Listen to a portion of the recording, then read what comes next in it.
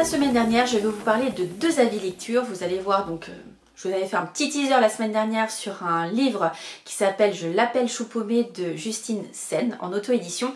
Et le deuxième, ce sera Les garçons qui brûlent de Eva Björg Egisdottir, donc un polar islandais.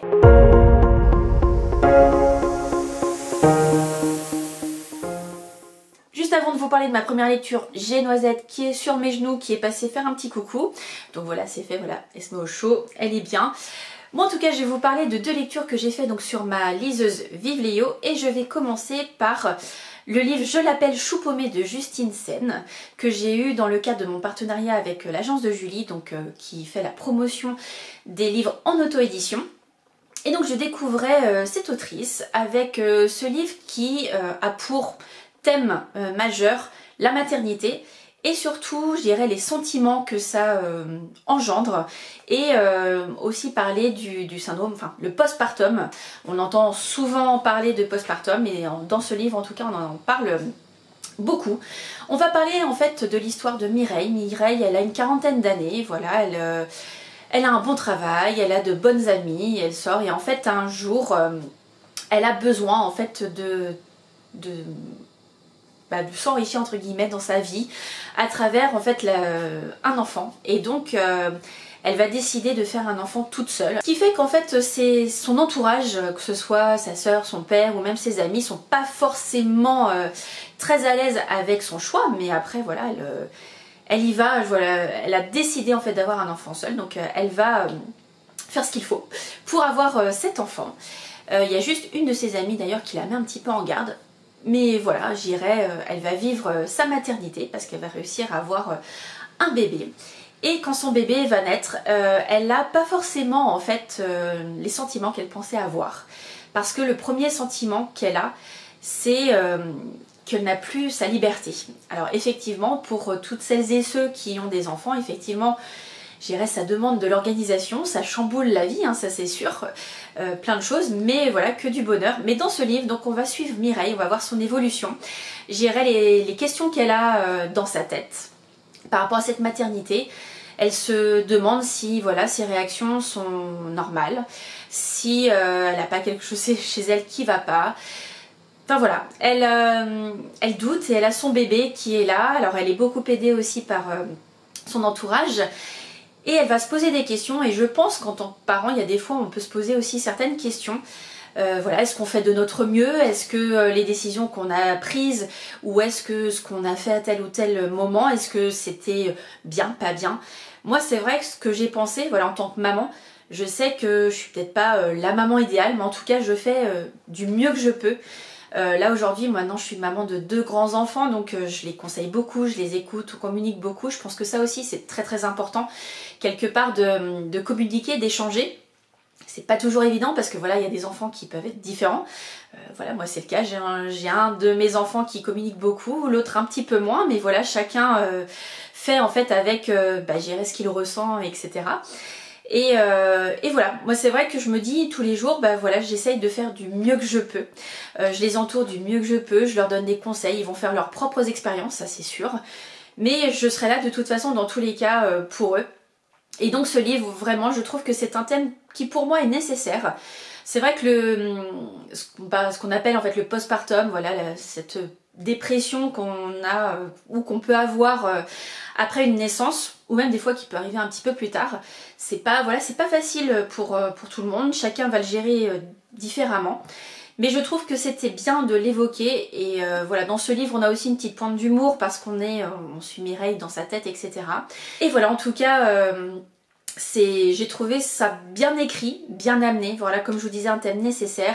Et puis par rapport au titre, parce que je sais que ça a fait sourire certaines personnes, Chou paumé, vous allez savoir pourquoi en fait ce livre s'intitule comme ça. Je vais pas vous le révéler, ce sera à vous de le découvrir, on le découvre assez rapidement, voilà, vous inquiétez pas. Mais voilà, c'est vrai que j'attendais un petit peu de voir et il va y avoir aussi des révélations justement sur ce fameux Chou paumé. Un très joli roman et pour moi un thème nécessaire à aborder.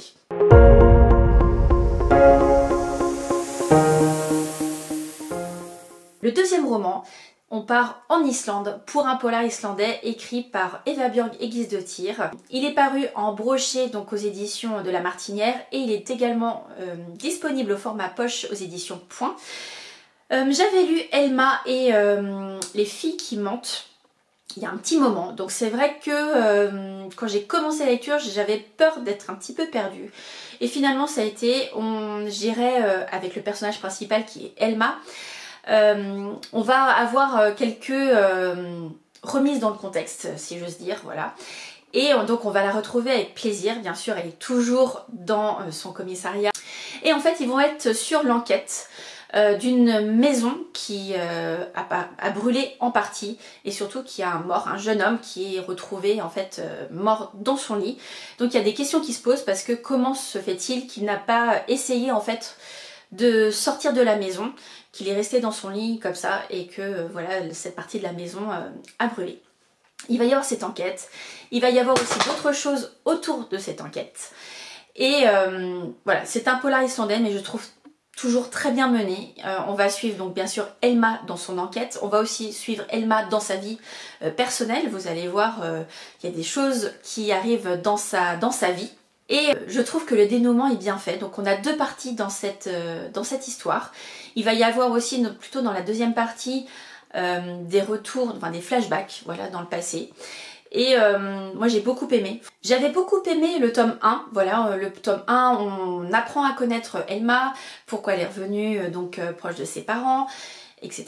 Son intégration aussi dans le commissariat, donc là c'était Elma le tome numéro 1. Le tome numéro 2, Les filles qui mentent, j'avais été un petit peu mitigée, voilà, c'est vrai qu'au niveau de l'enquête, j'étais entre deux eaux, on va dire, c'était pas, j'avais pas non plus pas du tout aimé ou adoré, c'était entre les deux.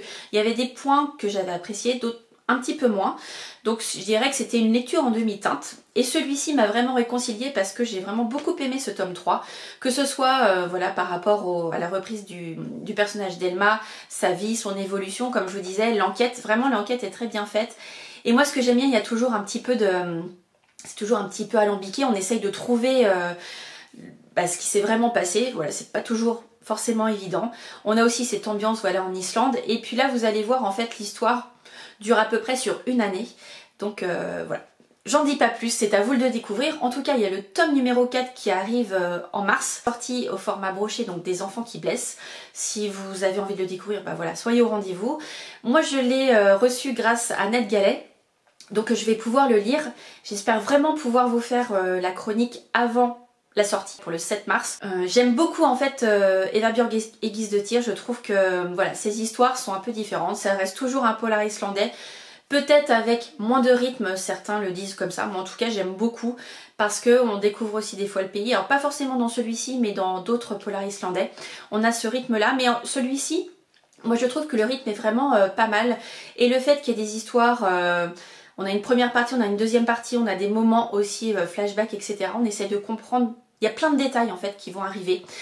Vous allez voir, je veux pas trop en dire parce que vraiment il faut le lire et surtout lisez en premier Elma et les filles qui mentent pour vraiment avoir ce suivi aussi de personnages. Là pour le tome numéro 3 et donc rendez-vous bientôt pour le tome numéro 4, donc au mois de mars. Avant de vous laisser, je vais vous parler de ma lecture en cours. Je vais commencer ce soir Et la vie reprit son cours de Catherine Bardon aux éditions Pocket. C'est le tome numéro 3 de sa saga Les Déracinés. Je les ai lus le tome 1 et le tome 2. Donc le tome 1 c'est Les Déracinés. Le deuxième c'est L'Américaine. Donc celui-ci c'est le tome 3. Et il y a un quatrième volume qui est sorti qui s'appelle Un invincible été. Et il y a un préquel qui est sorti aussi qui s'appelle Alma. Donc si vous avez commencé la saga, vous savez que Alma c'est la maman de la famille, l'un des personnages principaux du tome numéro 1. Et donc là on va arriver dans les années 60 il me semble, donc avec Ruth. Donc on va retrouver tous les personnages et vraiment j'ai hâte de les retrouver. Delphine qui lit avec moi en lecture commune ce livre l'a déjà commencé, donc je vais la rejoindre ce soir. Je vous laisse ici pour cette vidéo. N'hésitez pas comme d'habitude à mettre un petit pouce vers le haut, à mettre un commentaire, je vous répondrai avec grand plaisir. Et je vous souhaite comme d'habitude de très bons moments, de très bonnes lectures et je vous dis à très bientôt. Ciao!